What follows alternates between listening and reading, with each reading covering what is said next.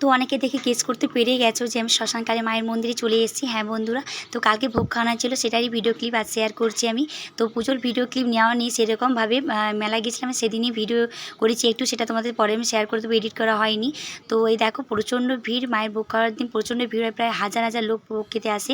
মায়ের মন্দিরেও খাওয়ানো হচ্ছে, মায়ের মন্দিরটা অনেকটাই বড়, তোমরা এর আগের ভিডিওতে আমরা দেখেছো যারা প্রথম থেকে আমার সাথে রয়েছো। নিচেও খাওয়ানো হয়েছে, পেছন সাইডেও খাওয়ানো হচ্ছে। ছেলেকে নিয়ে আসেনি, তার কারণ ও তো খায় না, ও ঝাল জিনিস কোনো জিনিসই খায় না, তাই বাড়িতে রেখে দিয়েই এসেছি। আর তাছাড়াও খুব বায়নাও করে, কারণ এখানে মেলাতে প্রায় 5টা গাড়ি নেওয়া হয়েছে দুদিনের মধ্যে। আবার যদি আজকে এসতো, আজকেও মেলা বসে মানে আছে দোকান দেখলাম, আইসক্রিম দোকান থাকে প্রতি বছর, এবছর দেখছি আছে দোকান। তো যাই হোক, আগে ইন্ট্রোটা দিয়ে নিই। হ্যালো এভরিওয়ান, তোমরা সবাই কেমন আছো? আশা করি সবাই ভালো আছো, আমিও ভালো আছি।